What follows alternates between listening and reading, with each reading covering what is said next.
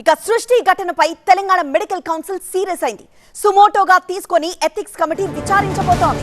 2016లోనే doctor నమ్రత registration ను 5 ఏళ్ల పాటు రద్దు చేసింది మెడికల్ కౌన్సిల్. 2021లో మళ్లీ దరఖాస్తు చేసుకున్నారు డాక్టర్ నమ్రత. కోర్టు కేసులు పెండింగ్ లో ఉండడంతో రిజిస్ట్రేషన్ ను పునరుద్ధరించలేదు మెడికల్ కౌన్సిల్.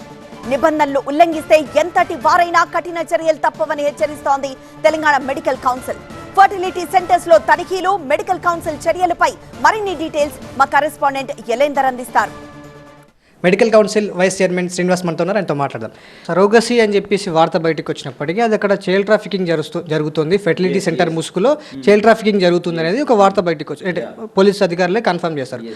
అంటే ఇప్పుడు ఇలాంటి ఫెర్టిలైజ్ సెంటర్లు మన పరిధిలో అంటే స్టేట్లో కావచ్చు, లేకపోతే రాష్ట్రం సిటీలో కావచ్చు, ఎన్ని కౌంట్ ఎంత ఉంటాయి, వాటి పర్యవేక్షణ ఎట్లా?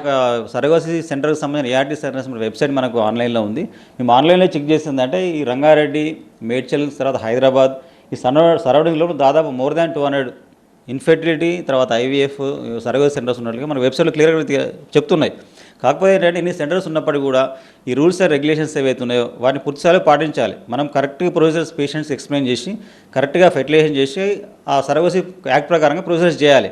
కానీ అది కాకుండా ఏదైతే వయలేషన్ చేసి చైల్డ్ ట్రాఫికింగ్ చేసి చిన్నపిల్లల్ని తీసుకొచ్చి అమ్మడము, మీరు సరోగసీ చేసిన మీ బిడ్డ మీకే అని చెప్పేసి అమ్మే విధానం ఏదైతే ఉందో ఇది కంప్లీట్గా ఇల్లీగల్. దీనంతా ఇవి ఎవరు పర్యవేక్షణ చేయాలంటే వీటన్నిటిపైన ఫెర్టిలిటీ సెంటర్ల పైన కావచ్చు, ఇట్లాంటి ఇదంతా ఒక గలీజ్ దందా అని చెప్పుకోవచ్చు. అంటే గలీజ్ దందాలపైన ఫోకస్ పెట్టాల్సింది ఎవరు? డిఆర్ఏ, డిస్ట్రిబ్యూషన్ అథారిటీ, డిఎంఐడిహెచ్ఓస్, కలెక్టర్స్, తర్వాత ఏఆర్టీ సెంటర్కి సంబంధించినటువంటి ఆఫీసర్స్ ఎవరైతే ఉన్నారో వాళ్ళు వీటిని మానిటర్ చేయాల్సిన అవసరం ఉంటుంది. ఇప్పుడు మన ఇక్కడ జరిగినటువంటి సృష్టి ఏదైతే ఉందో చైల్డ్ ట్రాఫికింగ్ జరిగిందని చెప్పేసి వేరే వాళ్ళ బేబీ వాళ్ళకి అప్పచెప్తే డిఎన్ఏ టెస్ట్ లోపల వాళ్ళు కాదని తేలిపోయింది. ఇది సేమ్ ఇన్సిడెంట్ 2016లో కూడా సేమ్ అదే డాక్టర్ పైన కంప్లైంట్ వస్తే మెడికల్ కౌన్సిల్ పూర్తిస్థాయిలో విచారించి 5 years వాళ్ళు సస్పెండ్ చేశారు. డిఎన్ఏ మ్యాచ్ అవుతలేదని చెప్పేసి అప్పుడు కూడా యూఎస్లో ఉన్నటువంటి కపుల్స్ ఎవరైతే ఉన్నారో వాళ్ళు ప్రెగ్నెన్సీ అవుతలేదు మనం అప్రోచ్ అయినప్పుడు కూడా చైల్డ్ ట్రాఫికింగ్ చేశారు. అప్పుడు మెడికల్ కౌన్సిల్ పూర్తి స్థాయిలో ఇన్స్పెక్షన్ చేసి ఎంక్వైరీ చేసుకుని ethics and malpractice committee violation of code of ethics ఉందని చెప్పేసి అప్పుడు ఆమెని 5 years సస్పెన్షన్ అనేది చాలా పెద్ద సస్పెన్షన్. జనరల్గా 6 months, 1 year, 2 years చేస్తాం మనం.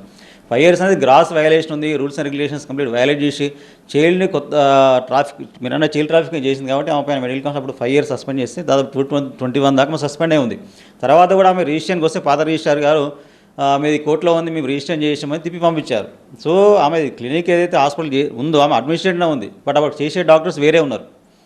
సో దీనిపైన కూడా డెఫినెట్గా మా టీఎస్ఎంసీ చైర్మన్ గారి ఆధ్వర్యం లోపల ఎవరైతే ఉన్నారో వాళ్ళకి డెఫినెట్గా సుమోటోగా తీసుకొని వాళ్ళపైన ఏ రకంగా యాక్షన్ తీసుకోవాలో కోడ్ ఆఫ్ ఎథిక్స్ పైన కూడా వాళ్ళకి నోటీస్ పంపిస్తాం.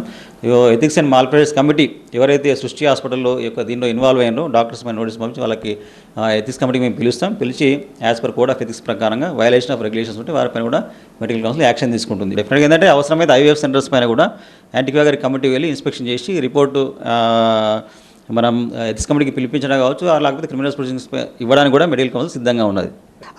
అన్క్వాలిఫైడ్ ఎవరైతే ఇల్లీగల్గా చేస్తున్నటువంటి ప్రాసెసెస్ ఏవైతే ఉన్నాయో వాటిపైన కూడా చర్యలు తీసుకునే విధంగా మెడికల్ కౌన్సిల్ అడుగులు వేస్తుంది అనేది మెడికల్ కౌన్సిల్ చెప్తున్నటువంటి మాట. వీడియో జర్నలిస్ట్ రంగాతో యలేందర్ రెడ్డి, TV9 హైదరాబాద్.